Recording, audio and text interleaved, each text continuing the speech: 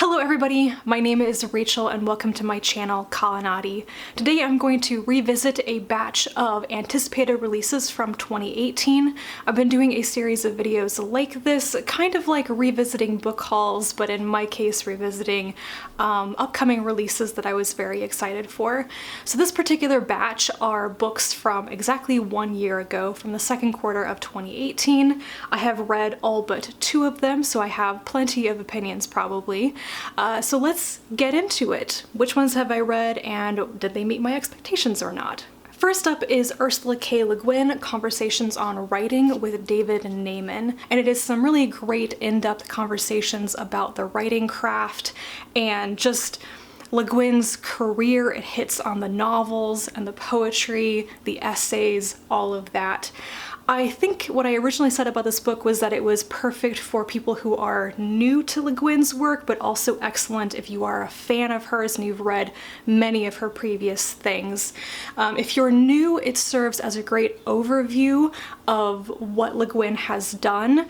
If you are an old, long-established reader of her work, then it's just a good overview and wrap up and kind of, in this case with the timing of it, her final thoughts on her career and her work. And yeah, I was extremely emotional when I was reading this. Le Guin is one of my favorite authors ever, and I'm very attached to her work and to her as a person in a way that I am not attached to pretty much any other author. So I absolutely loved it. And I also just heavily admire it for having great design. It's a naked hardcover, and externally and internally it's just laid out really, really nicely. Next up is Space Opera by Katherine M Valenti. This is her Eurovision in Space novel. If you know what Eurovision is, literally just that, but with aliens in space, yeah. And of course it has Valente's very Baroque, very descriptive and all-out writing style to the nth degree, way more so than any of her previous books. And I want to say that many years ago I did a tag video which was basically about combining the styles of different authors and like what you would like to see in duos and collaborative works. And somewhere along the line I may have said that I really wanted to see Neal Stephenson meld with Katherine Valente because I wanted to see what her writing style would be like in science fiction. This is that book. It did not really work for me, unfortunately. This is the least favorite thing I think I've ever read by Valente, and I should have loved it. It was just too over the top for me. I felt it was far more focused on atmosphere, the glitz, the descriptions, and there was not enough actual plot and character development to make a story. Not trying to be very hard on Valente because I think she is an excellent writer, but this one, not my favorite. Before Mars by Emma Newman. This is the 3rd novel published in her Planetfall universe, and I love this universe, some of my favorite science fiction. Before Mars is a really challenging book for me. I actually did an entire video on this, so I'll refer you to that. But I think I loved the story, I love the writing, I love the universe, but I was more personally disappointed in myself for how I reacted to the main character. This is about motherhood and about a mother who doesn't really want to be a mother in some ways, who's left her child behind, and it's about that like postnatal depression, I think. And I really struggled with just how I reacted to that, but I think it actually is a wonderful story and one that's really needed. So once again, I talked about this in much more depth in an actual video, but yeah, still really good, even though if it didn't quite meet my expectations for things like After Atlas, which was my favorite in the Planetfall universe. Head On by John Scalzi. This is the sequel to Lock In, and I really enjoyed it.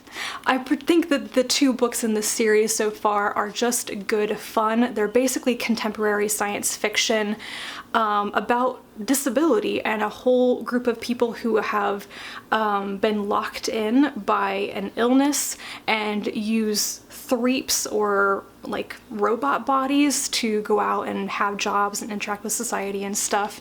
And the main character of this is a gender neutral person who is a Hayden syndrome victim and is a member of the FBI. So they're basically FBI investigation stories focused on Hayden's crimes, basically.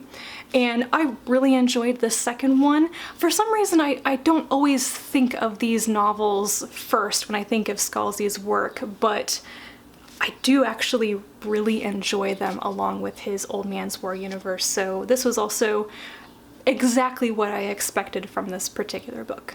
Another one that I don't own a copy of is Time Was by Ian McDonald. This is a Tor.com novella, and I kind of wish that I'd done a review of it at the time that I read it, because I had thoughts at the time on what the story actually is versus the way it was marketed. I noticed that many people that read this novella were incredibly disappointed in it because it wasn't described well. The description on the back of it is just not correct. And I hate that because I actually enjoyed it immensely for what it was. It is basically pitched as a gay time travel love story between World War I soldiers, and hey, interesting. It does contain elements of that, but it's actually from the perspective of somebody who's not in that relationship. The time traveling lovers are mainly seen through the eyes of somebody investigating who they were, like historically trying to dig up their identities and what's going on with them, popping in and out of different time periods. And yeah, I really enjoyed it for what it was, but it makes me very sad that it was pitched wrong to audiences and thus led to a lot of disappointment. May of 2018 brought us the second Murderbot novella, Artificial Condition by Martha Wells. I loved this. I reread it not that long ago when I talked about it and the Murderbot novellas more. I've talked about these novellas so much actually in multiple videos, so I'm not going to say too much about it here, but yes, this is possibly my absolute favorite in the series so far, though I am also really fond of the first one, All Systems Red.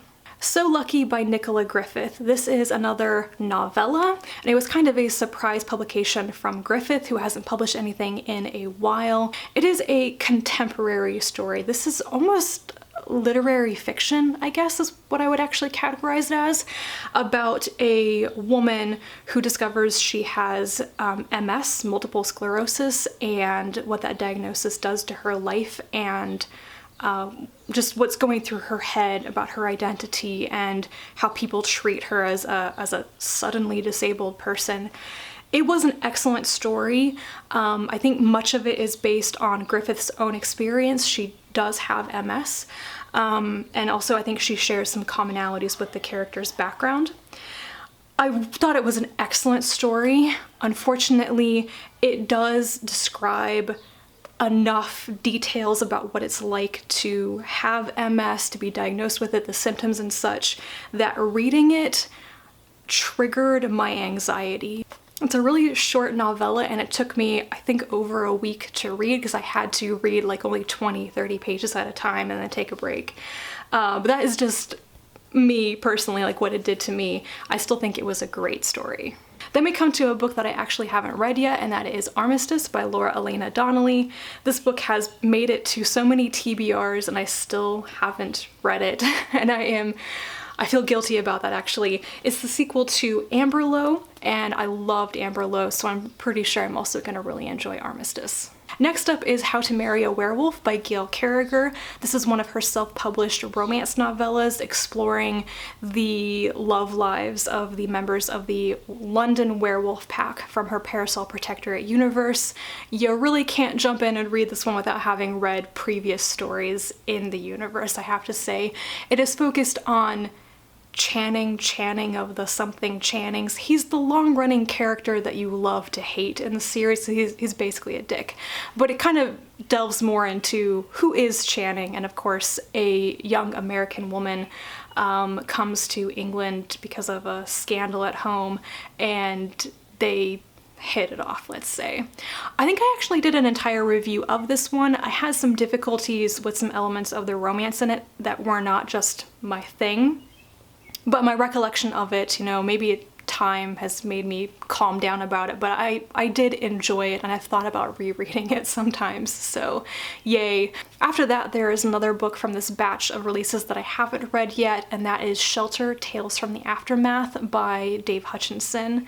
I'm pretty sure this is a standalone novel or possibly collection of stories about kind of a post-apocalyptic future or the aftermath of an apocalypse.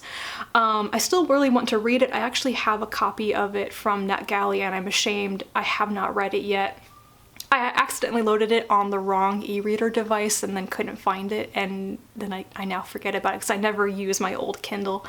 So this is waiting for me, along with the last Fractured Europe novel by Hutchinson as well. I really need to read my ebooks faster. Next is Revenant Gun by Yoon Ha Lee, the third and final book in the Machineries of Empire series. I really enjoyed it, but I did not think it was as strong as the first two books in the series because I loved Nine Fox Gambit. I really loved Raven Stratagem, the second book. And while I thought this was a good end for the series, I was pretty darn satisfied with it. It just wasn't quite the same as the first two for me. However, I've reread the first two and appreciated them even more after rereading them, and I think that I'll probably have a similar experience with Revenant Gun as well, so I need to get on that eventually. I just overall love this series. The last book for this batch is Summerland by Hannu Rajaniemi, and I'm going to rank it up there with Space Opera by Katherine M Valenti as being like a true disappointment, as in I didn't actually like it that much. I have been looking forward to a new novel from Rajaniemi for years. I loved his Jean Le Flambour series, which is some real hard science fiction, quantum physics, math, all of that. Fantastic. I think I had raised my expectations too high based on that trilogy. Summerland is incredibly different. It is fantasy focused on an afterlife rather than being hard science fiction. And while I do like the espionage in this, I did find the idea of the afterlife to be interesting. I just didn't think it was all that great. It did not compel me for very long. I closed the book and walked away from it and almost never thought about it again after that. So I did do a full review of this, which probably is better for knowing, you know, my actual thoughts on the strengths and the weaknesses of the book, but over time I have just rapidly forgotten about it. Still want to read more by Rajaniemi, but I think maybe I'll have to reread the Jean Le Flambour series while I'm waiting for another novel. And that is this particular batch of books from the second quarter of 2018. There were definitely some things in this that I enjoyed, some books that I loved. Ursula Le Guin, what can I say? But this is probably also notable for having a couple of real duds in it, interestingly. So hopefully I will do another video like this soon because I want to catch up on my 2018 releases. We'll see if I can get through some more of them. Let me know if you have read any of these books, if you have thoughts on them. What did you think?